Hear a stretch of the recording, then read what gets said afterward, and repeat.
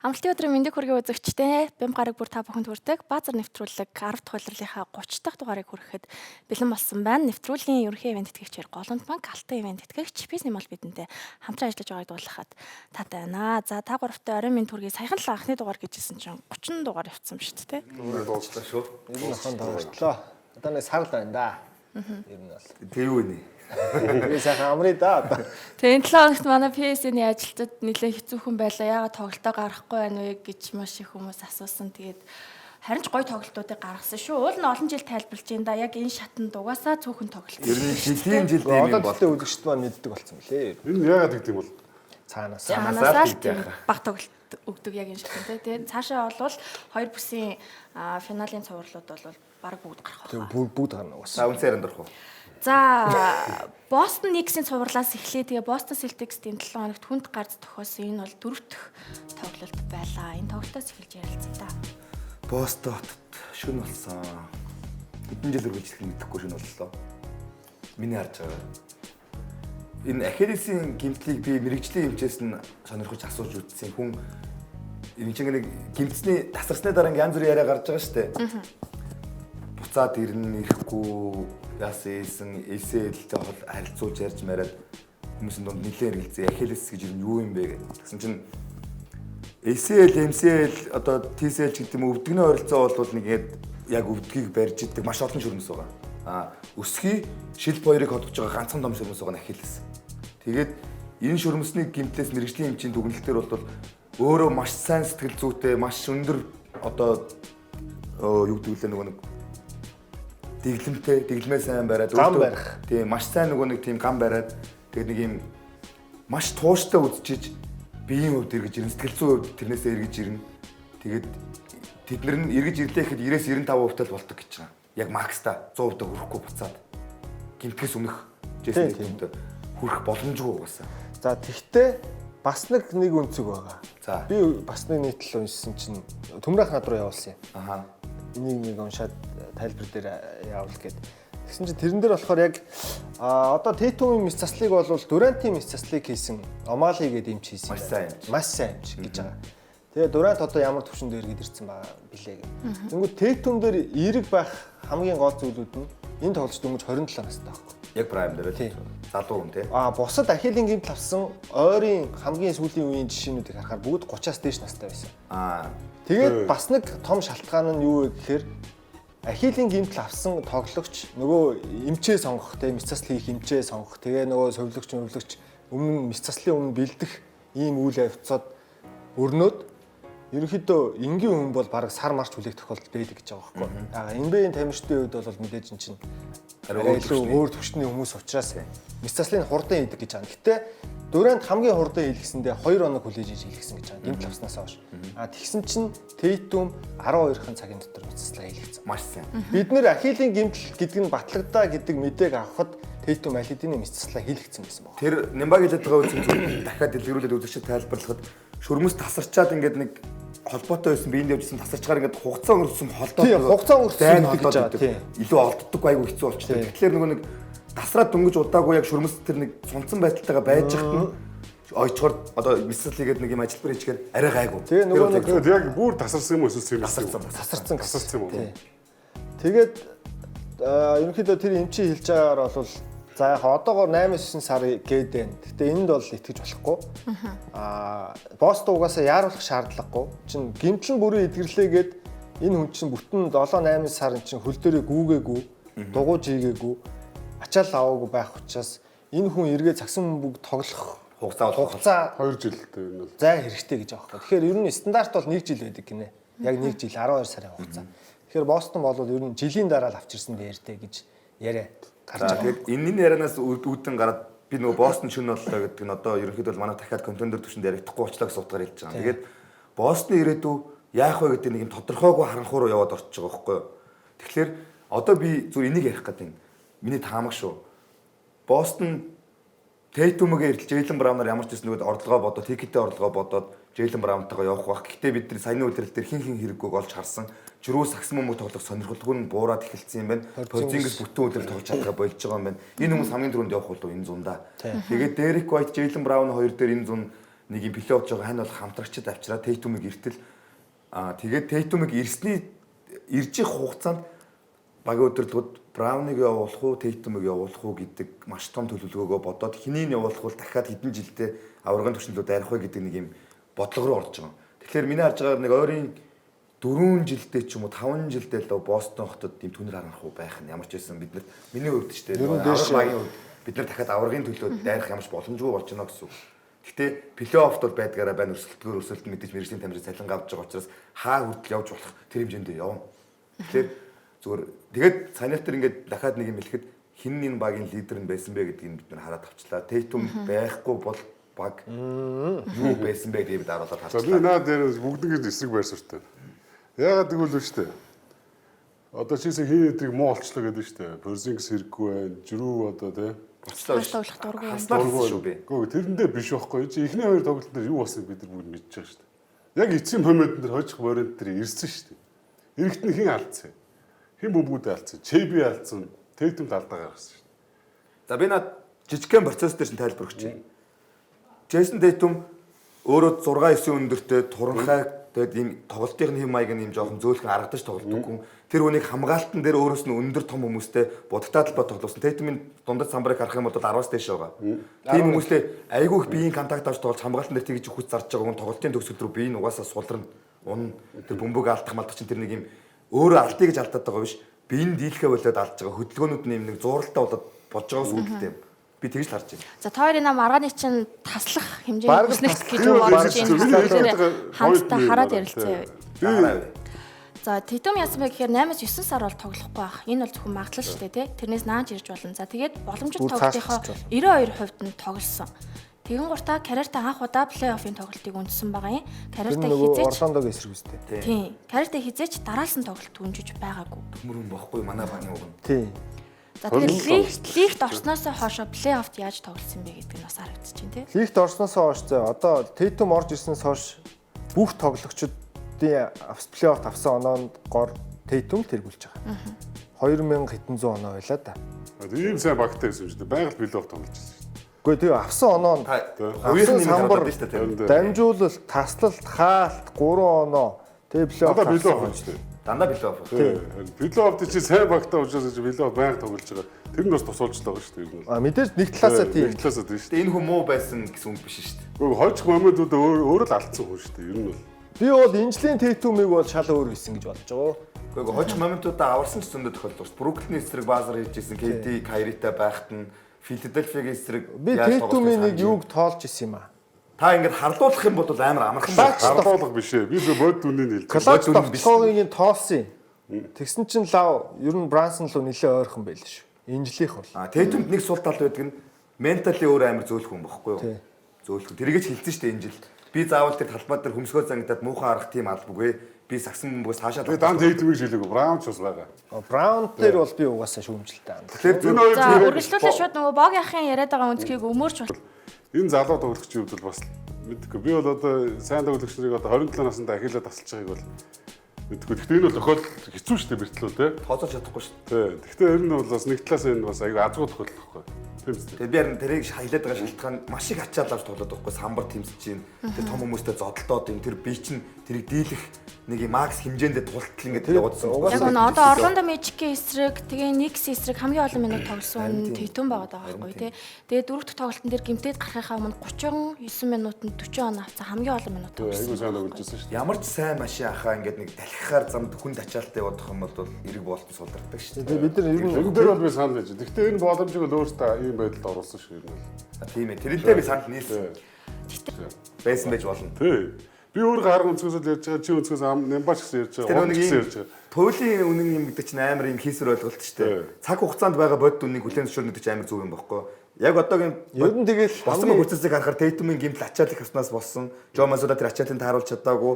2 3 4 аврах байсан 4 жилд ганцхан аврах авсан. Энэ бүхнийг харахаар Joe Mazzulla-тай холбоотой. энэ цуврал дээр Бүртгэн бол үнэхээр гоё болсон шүү дээ. энэ цуврал дээр бодоход л 2 удаа 20 онооны тэргүүл авч чадсан баг яагаад хожоогүй. Харин тийм Яг үнэ. хамгийн том Тэр асуу. Гайхаж асуух. Илүү багын босс шүү дээ. Гайхаж асуух. Тэр дасгалжуулагчтай л холбоотой байна. Яг үнэ.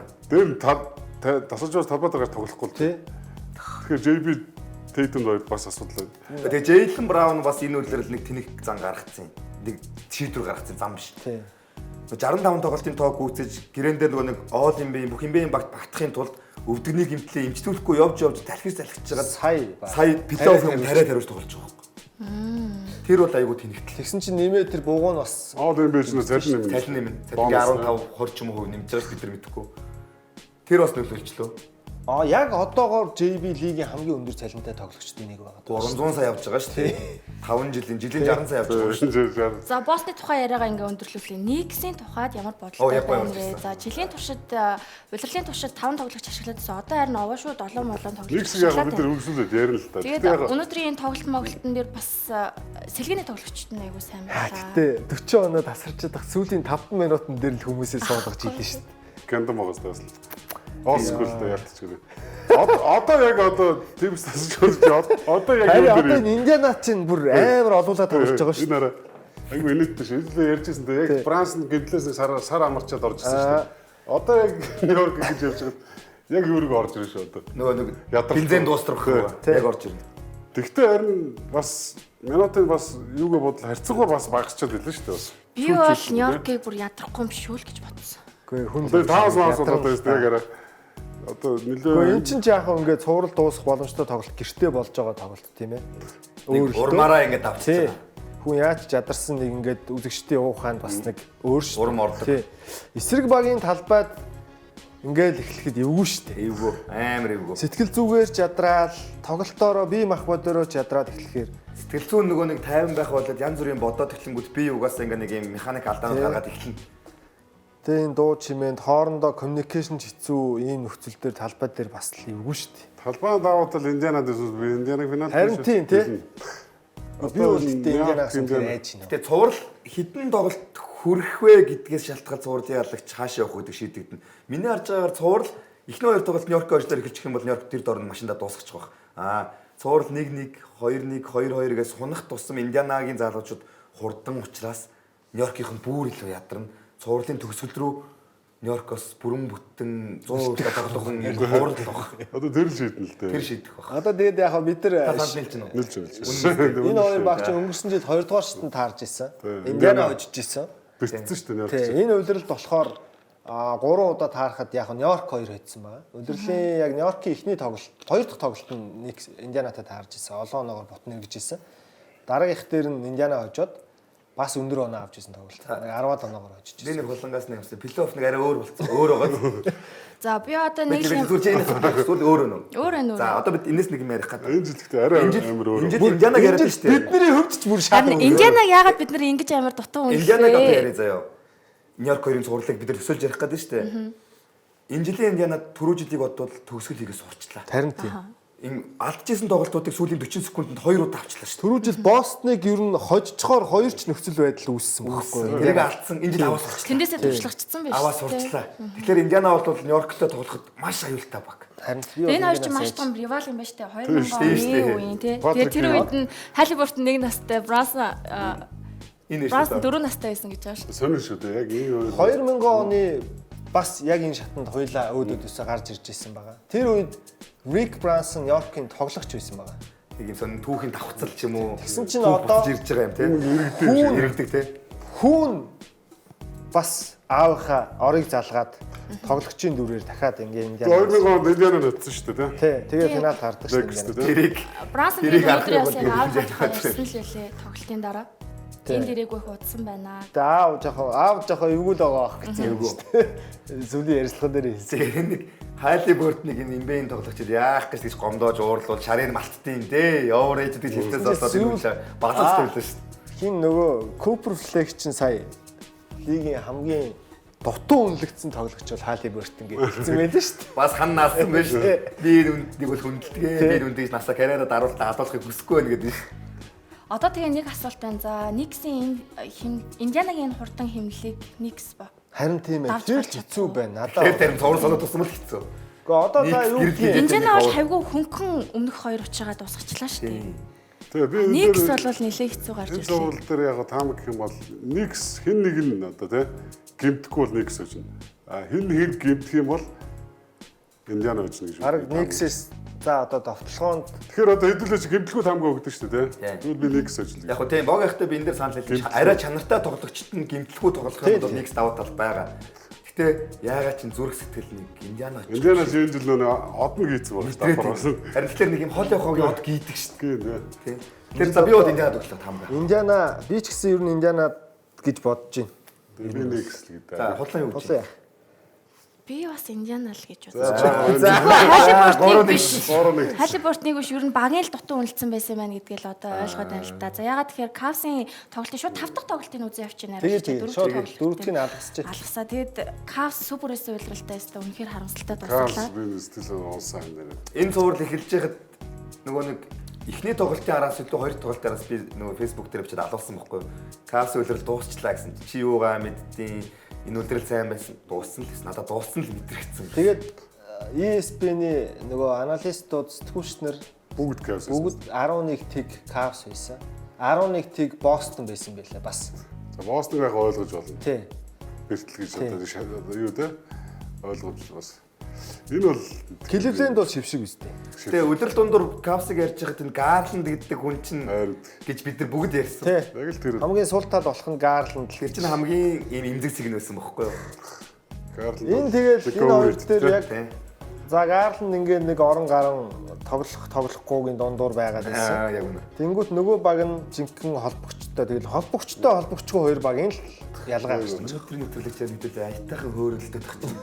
Сагсан. Нэг нь NBA-д, нэг нь ABA-д. Бас өндөгцлөө тий. За тэгээд Миннесота. Тэгээ Миннесота хизээч аваагүй. Аврагын төлөв тоглож ирсэн. Тий. Тэгээд нөгөө нэг энэ NBA ч нөөрөө ингээд нэг юм томоор нараад өрнж байгааг харах юм бол угаасаа нэг үе солигдоод шүү дээ. Стефи үед дуусчин, KD-г үед дуусчин, LeBron дуусчин. Ядчих тэр нэг ах нарыгаа энэ Anthony Edwards чинь бүгдийг чацаад Чацаад. Тэгэхээр ер нь энийг харах юм бол шинэ авраг төрөөд нэг шинэ лигийн үр царай төрөх нь ойлгомжтой болж байгаа үйл болж онцлог нь. Тэгээ Edwards тэр хэлэхэд яг Jordan яг л гэжсэн шүү дээ. Бүгд ингээл Magic-ийг явуулаад хаалгын нээд савцсан. Asia Thompson-ийг явуулаад тий. Тухайга бүгд л Яг сүүл Денверийг ярихаар Денвер дээр л дахиад энэ л яриад гооч орох юм байна. За тэгээд Индиана Пейсерсээ 25 жилийн дараа дараагийн ривал нь эхлэх гэж байна. 2014 оноос хойш анх удаа 2 жил дараалан бүсийн финалд тэд шалгарлаа. 13-14 LeBron дараалж ирсэн. 1-2-оор гарсан бага тэгээ Knicks-ийн хоёр чинь тэгээ ногчлаа шүү дээ. Харин тэгээд Ийм юм болно гэж бол ерөөсөө огтхонч төсөөлөгүй шүү дээ. Boston Cavs гээд яваадсан. Гэтэл энэ дутуу үнэлэгдсэн баг нь Индиана л гэсэн. Одоо лигийн хамгийн шилдэг амжилттай дөрвөн багаас OKC л үлдлээ дээ. одоо энд ингээд хүмүүс надаас манайх яах бол цагс яаж ийн гэж асуугаад одоо хариулахаас айдаг бас мэдэхгүй шүү дээ л бас. Ер нь тааж хэлж байгаа шүү дээ. Үнэхээр юм. Нэг мэдвэр их боломжгүй болчихсон. Хэцүүс. Тэрийг хийж мэдэхгүй. Зүгээр ер нь хүн бол өөрийнхөө таамгаа хэлдэг. Тэр нь таарал Аз واخхгүй юу? Үзэгчнэр чинь болохоор биднийг амар мэддэг гэж хараад байгаа байхгүй юу? Гэтэ спортыг мэдэх ямарч боломжгүй шүү дээ. Хинч мэдэх ямарч боломжгүй тий. Тэнгүүд би зүгээр Индианагаас айгаад байгаа нэг л том шалтгаан байгаа. Тэр нь одоо удахгүй энэ дараа нь харуулах хүснэгтэн дээр найруулагч мөн угаас харуулах. Тэрэн дээр Индиана яг үнэндээ хамгийн хурдтай тоглоод амар ачаалттай байгаад байгаа баг юм шиг боловч эсрэгээрээ тоглогчдын дундаж минутыг хартаа. Дээдлэн 34 минут тоглож байгаа Халиберт л байгаа. Тэгэхээр ачаалт. Тэр энэ хэдэн ашиглаа? 8 ашиглаад байгаа. 8 хүн ашиглаж байгаа. Яг гол кор болгож. Хол явах нь дээ. 2 байгаа. Тэгээ нэмээд 2-ыг гаргаж байгаа шүү дээ. 10 минут тоглоо. Тийм.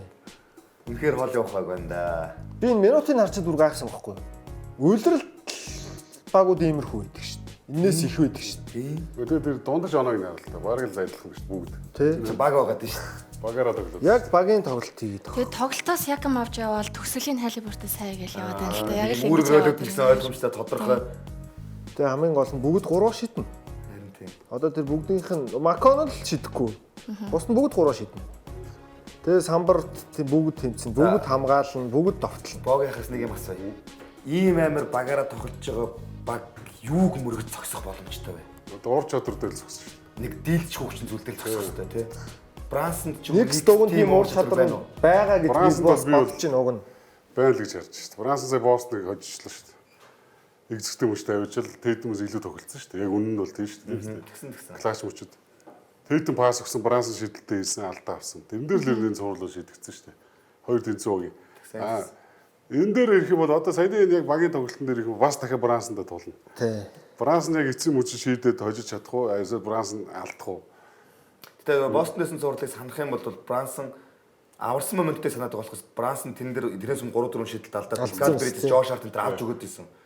Тий. Самбард. Тэр чинь нэг Брансон багш. алддгүй хүн болс биш байхгүй юу? Гэхдээ клач бол клач. Би тэгтээ Брансныг одоо юу гэдгийг за Леброн шиг, Коби шиг, Стеф шиг тийм Дүрант шиг супер уур чадвар гэж бол хэлэхгүй. Одоо л хараа. Би ч супер мөн үү?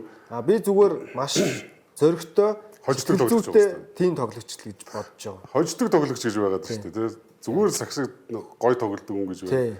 Муухай ч гэсэн хождог хүн байна. Йок гэж биш тэр. Йок гэж байна. Бранс нь бол яг тэр хождог хүн байгаа. Мөн.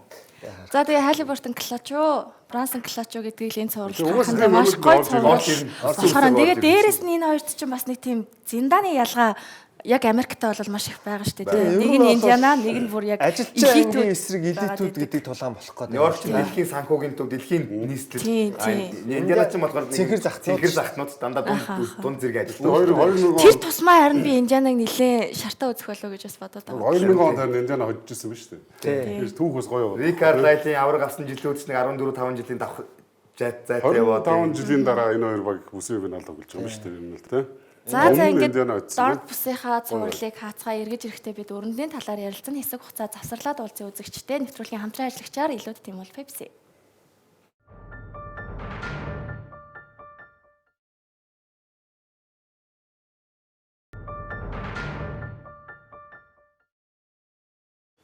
Эргэн тавтан морил үзэгчтэй база нэвтрүүлгийн хамтран ажиллагчаар зүрх мартахгүй Равтор байныг санаачлагч Toyota Top Motors. За хамгийн ихэнд өрөндийн хоёр цувралаа яриад тэгээд драфт гээд бас сонирхолтой зүйлсүүд их болсон. Тэгээд Денвер Окисигийн 5 дахь тоглолтоос эхлэе да.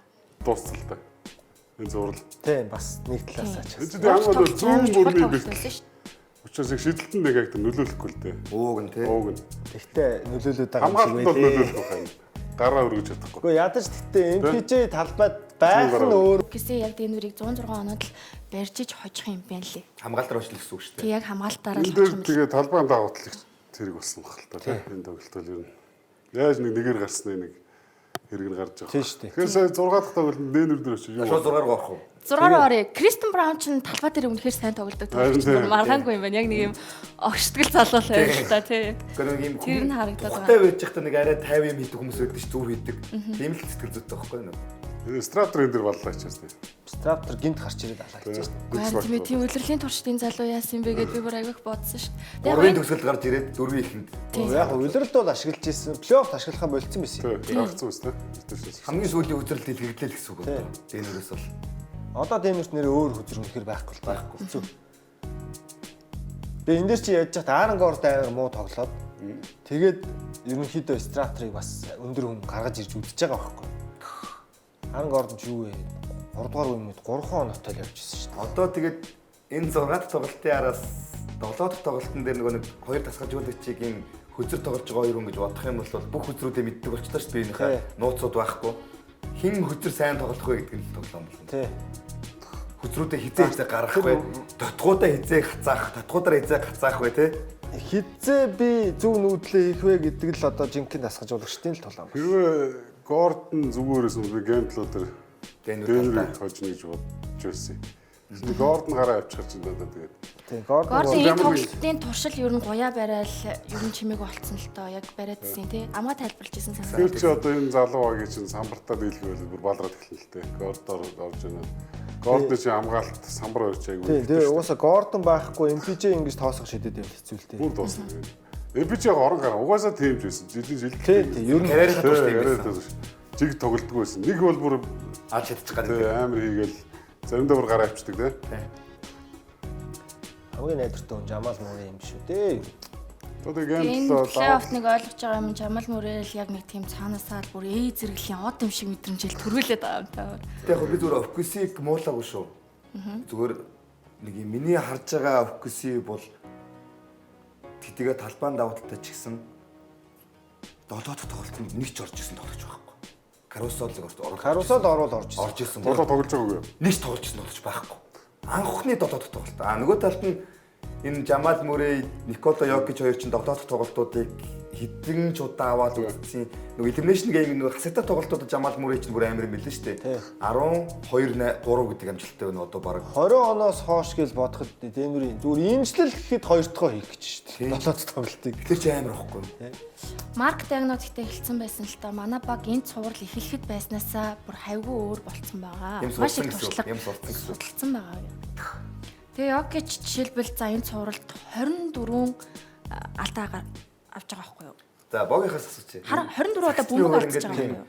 Цуврал явж байгаад бүх тоглолтууд нэг өөр ингэсэн эхлэл төгсөл өрнөл төгсөлтэй байдаг шүү дээ. 7 дахь тоглолтуудын тэр нэг юм формат нь бус тоглолтоос арай өөр гэдэг үү? Өөр шүү дээ. Одоо наач ер нь бол тамирчид ингээл хоёр талаас гараад тоглоод ингээд 6 тоглолцсон байгаа шүү дээ. Одоо эдгээр бүгд нэг бүр бараг мэдэрсэн байгаа. Талбай дээр одоо Йокич ингэдэг ингээл бүх юм ойлгомжтой. Хуйлбаруудын ч мэддэг. Хуйлбаруудын ч мэддэг болсон бүх юм ойлгомжтой. Хөдөлгөөнүүд нь ч мэддэг. Тийм мэддэг болсон. Одоо энэ дээр чи 7 дээр ороод сэтгэл зүйлтэй. Тий. Хин илүү зоригтой, өөртөө ихтэй байгаа, шидэлтэй хийж байгаа тий. Шидэлтэй хийн гэдэг чинь өөртөө итгэл гэсэн. Бослоггүй багууд ер нь яаж эхэлдэг вэ? Ихэнх тохиол. Энд дээр гэхдээ айгуу сонио, кейс айгуу сонио. Ерөө Дэнерийн талбай дээр 7 тоглолт гарах юм бол Дэнер зүгээр. Машин бараг баларч магадгүй. 20 оноо моногоор дөрөвний клипсэг очдөг штэ. Тийм болж магадгүй. Одоо энэ Тандрын талбай дээр Тандр ч нэг залуу баг сэтгэлийн өөрлөд тоглолдог. Үзэгч нь ороод өнгөрөөд бас салаад хожиж магадгүй. Хэрэв Гордон тоглох юм бол энэ ойролцоо ингээд яваа тоглолтын сүүлийн нэг 5 м ороод ирэх юм бол Дэнүр тал. Дэнүр тал руугаа. Нэг тийм л зүгээр дүр зэрэг байна. Яг алийг хожно гэж хэлэхэд хэцүү. Тэгэхээр залуучууд ер нь ийм тоглолтод ямар яаж орж ирэх гээд байдаг вэ? Тэгээ нөө яар штэ одоо тэгэл. Гялсарч хийх гэл. Нөгөө талаасаа бас өнгөрчүүл бүр алан штэ. Тэр нь орчуул бүр баалар нэр. Тэр нэг орох орохгүй дээр л юм яригдэн тий. Тэгээ орохгүй нэг үзэгчтэй юу ч орж ирж штэ. Тэгээ ингээд оноос алчлаа гэхэд туршлагатай баг бол барих боломж байгаа үстэй. Бас залууг бол хэцүү. Залууг бол барих хэцүү. Энэ яг бод болсон кейсэд хэдүүлээ яриа. Одоо нөө MB Cup штэ. Cup дээр тандар юунд нэг 10 оноо доор орчдөг штэ. Тэгээ барьж чаддаг болцсон штэ. Багстай тий. Тэгээд бүр ингээд баларж байгаа юм. Тоосох шидсээр дууссан. Сарнсаар баг 20 оноо дууссан. Тэгсэн шүү дээ. Яг тиймэрхүү бүзгэл. За би бол нь штэ тэг ингэж бодож байна. Бүр яг эсрэгээр нь бодож байна. Бүр хоёр дахь тоглолт шиг үксийг хожино гэж бодож байна. Ягаад гэдэг шалтгаанаа хэлэх юм бол Аарон Гордон бараг тоглохгүй байх. Ягаад тэгэхээр 6 дахь тоглолтыг үнэхээр хэцүү байдалтай дуусгасан. Тэгвэл Кристен Браун айлын талбай дээр очиж муу тоглоод байгаа. Ялангуяа үксийн талбай дээр. 3 дахь шалтгаан нь болохоор Майкл Портер Жуниорыг бас би муу тоглоно гэж бодож байна. Дараагийн шалтгаан нь болохоор J-Dub 6 дахь тоглолтын дээр айгу муу байсан учраас манай хожигдсан байхгүй. Би J-Dub-ыг муу тоглоно гэж бодохгүй надад талбай дээр. Тэгэхээр ер нь бол 7 дахь тоглолт дээр даваад өрнөлгээд эхлэлээс өрнөл рүү нэг багийнхаа туршлагагүй тоглогч нар төвдөлттэй байгаа хүмүүсийг авчрах үүрэгтэй хүмүүс нь лидерүүд шүү дээ. Тий. Тэгэхээр ямар ч байсан нэг тийм тэр нь бол Дэнерт одоо Кристен Браун ч юм уу тийм хүмүүсийг тоглолт руу оруулаад тайвширлыг мэдрүүлэлт авчрах хүмүүс Дэнерт олон байна шүү дээ. Хоёр байна. Тэр хоёр бол ингээд ээлжид авчирчин. Оксид ганцхан тийм хүн байна, ганцхан байхгүй. Ганцхан байж магадгүй байхгүй юу? Оксид кейс нэр нөө. Бас эргэлзээтэй байхгүй. Яг биш. Энд наач нэг талаас хүн зөө. Нөгөө талаас кейс нь болохоор Оксигийн талбай дээр байгаа. Харин тийм ээ. Тэнгүүж нөгөө нэг бужгсан давталгаан дээр нэг хоёрын шийдэлт онцвол өнгөрөөж. Тэгээ J-Dub шийдэлт ч юм уу. Каруса сүүлд хамгийн дурслагыг Карусал харуулж байгаа шүү дээ. Гейм 6 дээр сүүлд. Тэгсэн. 3 хийж мэгэл те. Каруса тасалсан баг баг те. Каруса магадгүй сайн эхлүүлээд өгчих юм бол нөгөөдөл нь эсвэл шээ сайн эхлүүлээд одоо нэг 10 оноо дээр гаргаад өгч штэ. Окейс тоглолт эхлээд эхний үе дээр юм уу эсвэл хоёр тэгвэл нөгөөдөл нь харьцаа өнгөрт түрээд тэр жигтэй бүр салаа ичмаа. Би бол ингэж бодож байна. Нэг тийм айхтар хол салж дуусах тоглолт биш. Би бол ер нь ойрхон явах байх. Эцсийн мөчид нэг сүүлийн 2 минутанд л ер нь юм наан цанаа гарах байх. Одоо сүүлд нэг 7 тоглолтуудыг харахаар ерөнхийдөө нэгнийх нь илүү давуу талтай дуусчаад байсан шүү дээ. Одоо энэ жилийн Clippers Dэнүрч тэр Warriors Houston дээрч тэр би бол тэнцүүхэн явж ирсэн аа. Тэгээ Warriors салаал тэгэл дууссан шүү дээ. Гордон тоглол тиймэрхүү дүр зургаар орох байх. Сүүлийн эцэг мөч рүү ойрхон. Тоглохгүй бол та нар одоо нэг 10-аас дээш оноо монороо. За би бол туршлаган дээр айтдаг нэ. Би Дэнүр талт л байх. Би Дэнүрээс ойл айж ин гэхдээ Тандрыг шинэ авраг гаргая л гэж бодоод. Өдөртөө амжилтын үү? Яг аль нь ажиг гэж бодож байгаа юм л. Яг хөө Дэнүр хоёр багтаа баярлалаа. Үнэхээр гоё сагсан мөнгө үзүүлж байгаад нь баярлалаа. Хожчих байх гэж найдаж байна. Гордтэй чадахгүй сэтгэлтэй. Би сэтгэлтэй л өгш очихгүй. Би ч сэтгэлтэй л өгш. Окейс очих. Гордны тэгж гоё. Гэтэ би сомбор шаafлаасаа үнэхээр би та хэд яг ингэж хэлэх жадал зүр Дэнүрийг сонгосон шүү сая. Нэг нүг хэлэхэд. Өчиг энэ магадл байгаа шүү дээ. За 7 дахь тоглолтыг бидэнд үзүүлэх байсан гол шалтгаан бол Кристен Браун үнэхээр сайн тоглосон. Тэгээ 6 дахь тоглолтод ямар стат байсан. шалгалтай байсан бэ гэхээр 23-11-5 3 холын зай шидэл. Галзуурсан л та. Жээл нь J-Dab-аас илүү оноо заяа. Тий. Isaiah Hart шүү дээ. Эсрэг багийнхаа төвийн тоглогчдоос илүү самбар. Caruso-гоос илүү бөмбөг таслах. Шээс илүү олон холын зай шидэлд орсон байгаа. Тэгээ эн чин Денверийн яг тооцооны хэддэг сонголт билээ дээ. Талбай дээр тоглодог гэж хэлсэн шүү дээ. Харин нөгөө талбайн даваатал гэдэг чинь тийм байхгүй. эхний хагасл 15 оноотой бүх тоглогчдыг тэргүүлээ явжсэн шүү дээ багасаа. Тэгээ энэс гадна за Julian Strater-ыг нэрлэж болно те. Яг салгадаг, оноо салгадаг. Оноо салгадаг хүн нь бол. Стротерын 7 тоглолтод яах вэ? Строптер бол гацгаа онохгүй шүү дээ. Дахиж бол хэцүү хөө. Хэцүү тий. Долоолоор гарч шидэл Гацгаа онохгүй тий. Самбри хажуу мажуу оноо. Кристен Браун ч дахиад хэцүү. За тэгвэл одоо нэг юм асуучмаар энэ хоёр багийн хожсон нь Өнөөдөр Миннесотатай тоглоно шүү дээ тий. Тэгэн гурт хоёулаа бас яг Миннесотагийн эсрэг амар хэцүү тоглодог хоёр баг баг. Улирлын болсон ч гэсэн. Гэхдээ ялангуяа Денвер өнгөрсөн улирал Миннесотад хожигдоод гэртээ ирсэн. Энэ улирал бас хожиж чаддгүй гэдгээ бүр Плейофф ихлэж хэлжсэн шүү дээ. Лейкерсээр хамгийн эвгүй багтаа тааштай. Энийгээ давчвал ингээд явчихсан. Явчихсан байна. Үнэн байсан билээ. Би одоо Миннесота Индиана гэдэг финал үзэхэндээ гэж бодоо байж чинь ер нь Бараг тех бах. Би ч тэгж бодож байна. Финалыг бол тэгэл зургалж байна. Лейкерсээр ингээд төрүүлгээс юм аа. Нэгсэн чинь Миннесота гараад ирсэн. тэгээд өмнөд бүсийн авраг ерөөсөө Миннесота гэж бодож байгаа юм уу та гурав? тодорцсон шүү дээ. Үзег байгаа юм уу та? За тэгээд Миннесотагийн бодъё те. Golden State Warriors-ийн удирдлагын дуусгасан тэгээд 5 тоглолт байна. 5 дахь бах уу? Харамсалтай юм аа. Стеф, Леброн, Дүй хоёулаа Антони Эдвардс дээр Ер нь дууссан. лалаачуудыг гүйцэхээр байна. Энэ дээр би бас нэг юм бодсон. Одоо яг Леброн Стеф хоёр чинь нэг хэдэн насны зөрүүтэй юм бэ? 4 юм бил ч тийм. 4 Стеф 88, Леброн 84 биш. 84 4 нассан. Леброн өөрөө ихтэй шидэ давсан 2 дээр бас нэг юм хөлөө болох гэсэн байна. Тэг. Энэ чинь бүр байгалаасаа би төрсэн хүмүүс аахгүй тийм. Яг одоо спортын биетэй. Яг үнэ. Тэг өөрөө тэрэндээ дуртай байна. Сэтгэл зүгээрээ тэрийг шантрахгүй байна. Америк хөлбөмбөг тоглолттой холбоотой байхгүй. Тий. Мөргөлдөхийг юу ч гэж боддоггүй гот. Хөргөлтгийг бол тийм баргийн юмд нэг тоодгүй. Одоо жоохон Одоо Леброн ажиллаа. шөрмсний сонол муултыг тоохгүй. Айверсон бас тэр жижиг юм биетэй мөртлөөл Амар үздэг байсан чинь Америк хөлбөмбөг тоглолттой холбоотой. Гоё гараа. Тэгээд энэ 9 жорнд бүрдчихэд байгаа Миннесота Golden State Steph бол бүр ямарч бариад ирсэн. 9 жор 9 өөр төрлийн жор бүрдчихлээ шүү дээ энэ чинь. Гэхдээ тэр Сэлгэри Насрид Дивинчензо Никел Александр Walker тэгээд энэ Мактанелс Нэг юм өнгө байна те. Янз бүр өнгө байна те. найдвартай Ааштай бол ааштай, авиртай бол авиртай, тоглолт тоглодог, орвол ордог шидүү. өндөр хүн байна уу байна тий.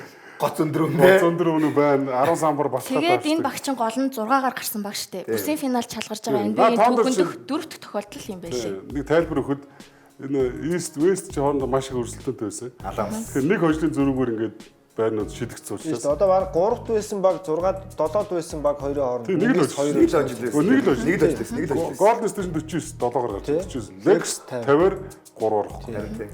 За тэгээд ердөө 30 гаруй жилийн түүхтэй энэ баг анх удаага 2 жил дараалан бүсийн Одоо финал энэ чинь шалгарлаа да. хамгийн сүүлд за өнгөрсөн жилийг алгасаад бодохоор 2004 онд л Гарнеттэй анх удаага бүсийн финал гарч Лекс тожигдож ирсэн байхгүй юу?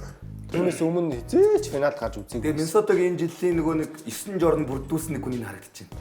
Энийг би энэ ч яриад ингэж тоглож Өглөө тий би бас тэгж Чи энэ ч одоо бүр онооны лидер метр болчихсон явж байгаа шүү дээ. 27 молоо оноо. Байна л. тий яаж яах тренд Тоцооны гүйцэтгэл амар сайн. үлрэрлийг яаж муу эхлүүлсэн бэ?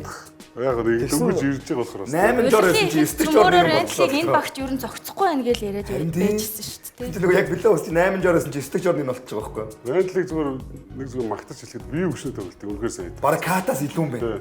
Яг үнэндээ. Яг мөргөлт дээр тулгад тий. Тэгээ Леброны чи баг хэд мөргөөд настай өнөө чи хямраа гайцсан шүү дээ ер нь. Ийм бахин бушиг битээ Одоо яг мөргөлдөг дээр тулвал катаас ч илүү мөргөлт. Харин тийм. Тэр нь гой зогцоод шүү дээ. Харин тийм байна. Яг ганц хоёр шийдвэр гаргалтаж байгаа сонж гисэн Рентл бол одоо гоё л тоглож шүү дээ. Ойл тоглож. Муу гэж хинчихгүй. Зөв газар байна гэдэг чинь бас гоё. Энэ тэгээд хардаа өглөөч би тайлбар дээр хэллээ л дээ. Миннесота Нью-Йорк 2 10-7-д гараад ирчих. Магадгүй шүү дээ. Хооронд нь солилцоо хоёр. Тэгэхээр би яг Бас кино шиг юм яг байна. бодож байсан байхгүй. Яг наадах Та нарт тийм бүр яг Миннесота бүрээ бүсийн аврах гэж яриад байна тий. Бүр яг яриад байна тий. амар Маглал нь баг 70-аас шүү. Надад би яг гэж бодсон. Яг улирлын ихэнд болсон шүү дээ. Энэ жилийн ер нь улирлыг одоо аврагыг шийдэх солилцоог энэ хоёр баг хийчих штэ гэж бодож байсан. Одоо Нью-Йорк Миннесота 2. Энэ хоёр одоо ийм нэг жижиг солилцоо шийдсэн шүү дээ. Бас жижиг ч гэж энэ нэг том яригдсан солилцоо бас биш Тэгээ дээ. Миннесота бол улирлын Тэр чинь нөгөө нэг юм- огтхон ч ингэж харагдаагүй шүү. Зүгээр одоо плей-оффт энэ багийн тоглогчид ямар Ирвэхээр нөлөөлдөг гэж нэг юм байдаг шүү. статистиктэй Жижиг юм Нэг ирвэхэд Жижиг юм шиг мөртлөө том байсан байх. ирвэхэд нөгөө ганцхан далавчаад дэвсэн салхины үйлдэл явсараад тайфун харж салхи үүсдэг гэдэг онол байхгүй да. За нөгөө түрүү Индианаг онцолж исэн бол Индиана чинь дээдл нь 34 минут байсан шүү дээ. Дунд чинь. Одоо тэгсэн Энтони Эдвардсыг бол баг 40 минут байгаа байхгүй юу? Гэтэ энэ хүн ядрахгүй. Наад тогломоор Зоо шин байгаа шүү. тогломоор байгаа шүү дээ. Яг ч гэж. Айгүй эвгүй гимтэлтэй гараа явчлаа л гэсэн чи орж ирэл алж чаддаг. Тогломоор байгаа л хүн байгаа Тоохгүй даа. гоос тийм. Тэгээ адилхан бас Индианатай юу нэ адилхан 8 тоглогч кор болгож ашиглаж байгаа. Тэгээ энэ дээр яг нөгөө Кларк ч юм уу нэг хаяа нэмэгдэж орж ирж байгаа. Энэ 5 8 ч 8 л аягүй чанартай байна. Одоо Индианагийнх ч одоо Бас 8 байсан. 8 гэхэд одоо чинь зарим нь одоо хамгаалт султаа мултаа гэж бас Тийм шүү дээ. Маконел, Лоби Топн сул талах магадлалтай өндөр. Эдгээр ч юус ямар ч тийм юу байгаад байгаа. Юу гэх Хийрэгөө. хий багтай гэх юм уу те. Одоо чи Александр Вокийг муу хамгаалт гэж бол болохгүй. Болохгүй. Конлиг муу хамгаалт гэж болохгүй. Болохгүй. Дивинчензо муу хамгаалагч хийчихгүй. Гобер муу биш. Гобер самбра найдвартай хамгаалдаг. Урдтал мисмаж үүсгэж болох. Рид сайн. Рицэн хамгаална. Мартинестэй бүр ярих юм байхгүй. Райдл хамгаалттай бие бишний хамгаалт. Эдвард супер. Эдвардс бүр хаалттай нэгээс нэг. Тэр энэ ч айгүй том хамгаалт яваад байхгүй юм яа. Тийм. Би харин ийм учраас итгээд байгаа байхгүй. Та гурвчрын энэ талд амар дургуул байсан үстэй. Тэгэхээр би Тэгээ үнэхээр эвлэрж шээ. Онцгой тоглож юм. Буруу очлээсэн байгаа. Дээлтэй биш. Энэ Энтони Эдвардс ахгүй. Нөлөөлөл нь бас тийм. Хамгийн гол нь. Яхаараа гоё хөөргөөд шүү дээ. Ахта гоё шүү дээ. Үзэж шүү дээ. Одоо Дахиад ингээд нэг. тоглолтыг харахаар юу одоо Миннесотаг ингээд тоглолтыг харах юм бол за Эдвардсын нэг хөснөгт байгаа да. Тэрийг харуулах юм бол баг тодорхой болчих. Нөгөө рентлиг харуулдаг одоо боогийнхыг нэг юм ярьдгүй гэж бодчихсон нэг би хөөргөө яриулаад шүү дээ. 24-аас Сумдаар яриулаад. өмнө плей-оффт 1000 оноо авсан 6 дахь тоглогч болчихлоо. Ашигтай. Тони Паркер, Коби, Леброн, Дурант, Джейсон Тейтум л өмнө байсан. 2 жил дараалан плей-оффт бага оноо авалтад тэргүүллээ. Хамгийн залуудаа Дурантаас хойш гэж байгаа. Ирж яваа цаг. Тоглолтын 2 дугаар агт плей-офф авсан нийт онооныхоо 63.4% авсан гэж. Төгсгөлийг Тий. финишээ сайн хийж шүү дээ. Одоо сая энэ сүүлийн тоглолтын дээр ч гэсэн эхний агс Рендл сайн тоглоод 2 дугаар агт 3 дугаар үеэс Энтони Эдвардс хамаг оноо аваад эхэлж байгаа. За тэгээ Warriors хэсэг цувралд авсан нийт онооныхоо бүр 72%-ийг 2 дугаар агт авсан байна. Йоо. Плей-оффт 1000 оноо 100 холын зай шидэлтийг гаргасан хамгийн залуу тоглогч. Нэг жилийн гайхамшигтай байна. Энэ тэгээд энэ чи өөрөө прайм дээр ирэх баг шүү дээ. тийш шүү дээ. Тийш өнгөрчөд Амар яваа. амтан болох нэ тий. Энийг би ер нь Юу жоохон дээд юм бэ? жоохон нэг Тийм. Марачик нэг жоохон том амттай юм уу ватсан гэж боддог гэсэн чи одоо тэгээд хүлэн зөвшөөрөх Тэр нэг хийж байгаа үйлдэлүүд нь л хүнийг угаасаа харуулаад байт юм л. Энд чинь Вемби, Гобер бүгднийг нь тохгүй бол үзээд байдаг шүү дээ. Амар шартай л. тэгээд энэ мань үний Дремент хамгийн Гринтэй би үзэлцмээр байна гэж улирлын ихэд хэлсэн. Яг л үзэлцээл нухаа хийж байгаа байхгүй. Ирж яваа цагаар айгу хурд ирж. Тэр энэ юм яалаа сэтгэл зүй мань байна. үний гэхдээ нэг гоё гэх юм уу зал гэх юм уу нэг юм байна. Үнэхээр цувралын дуусгаж алж хаячаад дараа нь ингээд хүндлээд байгаа. Тийм. Стефиг, Жимиг, Леброныг те. Тэр чинь өнгөрсөн жил Дурантыг Ухаан. Тэр чинь нөгөө нэг юм би та нар намайг юу гэжсэн ч хамаагүй би хийдгээ хийнгээ хийснийхаа дараа гэхдээ би үзэгчдийг алдаж болохгүй би өөртөө та нарт батчлаа би та нарт юм батлах хэрэгтэй байсан тэнэг болж болохгүй зүгээр гоё байсан саксмон бүгд гоё спорт би энийг нэг л хэсэг байсан би тэгтээ ялцсан шүү энэ бол тэгтээ сайн тэмдэгч байлаа гэдэг. Нэг зүйл байдаг шүү дээ. Хамгийн чухал зүйл одоо агцхаар хүндлэх. Тэр ёс зүй бас Эдвардс байна. тим юм байгаад байгаа. Яг чи англи салбар болгонд ялаад байгаа байхгүй юу? Тийм учраас би энэ залуугаас яагаад байгаа вэ? Айгаад би ч яаж юм амар байна. За тэгээд 7 хоног тийм харагдандаа. Тэгээ энэ 7 хоногийн хамгийн гоё сэдв драфтын суглаа гэж айхтар зүйл Энэ болсон. дөөрэ болиулахгүй мүү да. Энэ бол дөөгөр шүү. Энэ жилдээсээ дөөгөр шүү. Гэтэ энийг NBA маш олон нотлохоонууд тех боломжгүй гэдгийг уул нь араас нь дэлгэлээ уул нэг тэгдэггүй шүү дээ. Бэлдсэн байсан тоххой да. Ийм юм болно. Хүмүүс ингэж 70 үед нь бид нар энийг гаргаж тавина. Тийм яг тэгсэн тийм. Тэгээ энэ суглааны юг бичлэгийг бол нэг харуулдаггүй байсан шүү дээ. Тэгсэн чинь энэ удаад харуулж дэлгэсэн дараа нь За чи хэн блэ нэг тоглогч тэгсэн шүү дээ. Леброн ч лөө. Би драфт болохоос өмнө хаана очихоо мэдсэн байсан шүү дээ. Леброн хэлжсэн. Леброн. би Кливлендэд очино гэдгээ мэдсэн байсан гэж хэлжсэн шүү дээ. Тэгэхээр чин на драфт чин энэ нотой мапартай. Угаас. Тэгээ Тэгээ хардаа Спurs бас хоёрт байж лээдэг те. Одоо энэ дундаас хамгийн өндөр магадaltaй байсан баг нь Фили л арай гайгүй дөнгүүр байсан байгаа шүү дээ. Өндөр хөвтэй дээгүүр сонгосон. Тийм байна. Тэнгүүт одоо нөгөө лигийн хамгийн муу 3 баг чинь 4 5 6 дээр унчиж байгаа байхгүй. Тэгээ Пеликанс бас адилхан. Одоо хамгийн муу 4 баг 4-өөс 7 дугаар байрыг сонгоолчих жоо. Эднийг зориг гаргаачлаа. Тийм. Уус авралгүй харахаар хардаа угаасаа 4 авралгүй баг. Ямар ч авралгүй байгаа юм бэ? Тийм ээ. Луизиана мужийн Пелик Нью Орлеан хот. Нийс хот мөртлөө Солт Лейк. Балтимор Интертэй ойрхон хамгийн бас эвгүй газар. Тийм, Солт Лейк. Тэгээ Солт Лейк Бас нэг юм сонин шашинтай газар. Мормончууд. Тийм.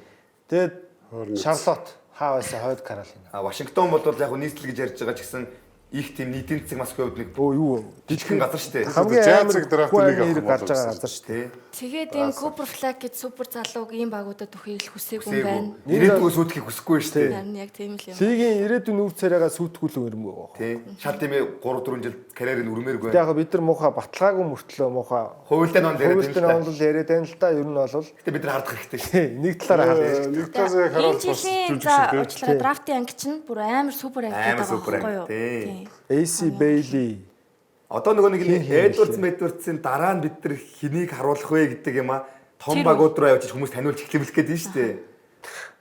Техасын хамгийн амжиргааны түвшин өндөр газар руу Cooper Flag-ыг аваачих гэж байгаа байхгүй. Эдгээр ч угаасаа л бизнес хийж байгаа шүү дээ. NBA амар том бизнес. Тэгээд Техас нь өөрөө татваргүй мууж. Юмтай. Одоо Далсын эзэд лоббиж За жоо. болоо өнөөдөр арай гүнлөө ороод байна. Далсын эзэд Трамптай ойрхон байдаг лоббиж жогоод Техас юм ба болоо. мөрөдөө тоглоом зөвшөөрүүлэх гэж байгаа гэдэг ч юм. Ингээд амар олон юмнууд Хамаагүй мэдгүй гүнлөө ороод Одоо энэ байна. Cooper Flag томоос явцсан. даалт очно гэдэг Янисын солилцоо, KD-ийн солилцоо бүх солилцоонууд бас амар томор нөлөөлж байгаа. би одоо арай Тэгээ зүгээр за яриул. Болоо харин одоо бүхэл гүнээс гараад цаг бол дуусчихлаа. угаасаа драфт тий өдөр Cooper Flag хаана за даас тугасаа очих байх. Дааслаа. Тийм даас оцсны дараа солилцоонууд угаасаа идэвчиж эхэлнэ.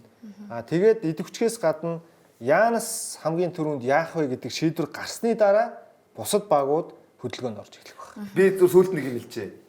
Би дээр нэг та нарыг санаж ивэл энэ NBA өөрөө Лукагийн нэр хүндийг аваад биш NBA биш нөгөө нэг явуулдаг хүн чинь юм блэ.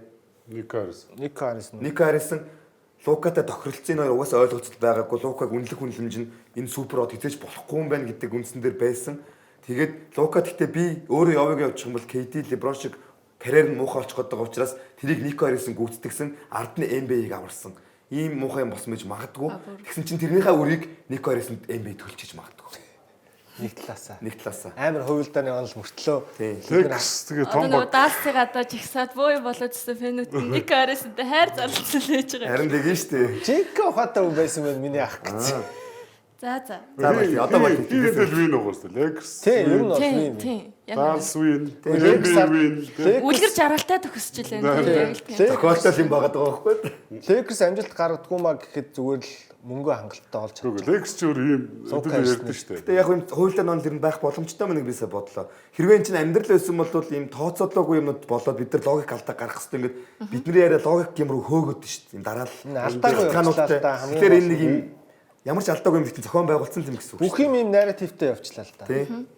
За дуусгацсан. За дуусгая болио. Хамтаас үзэгч та бүхэндээ баярлалаа. Эх 7 хоногт илүү сонирхолтой мэдээлэлтэйгээр Улсын нэвтрүүлгийн хамтран ажиллагчаар хамтдаа төрүүлж болох нь Unitel Group баяртай үзэгчтэй. Баяртай.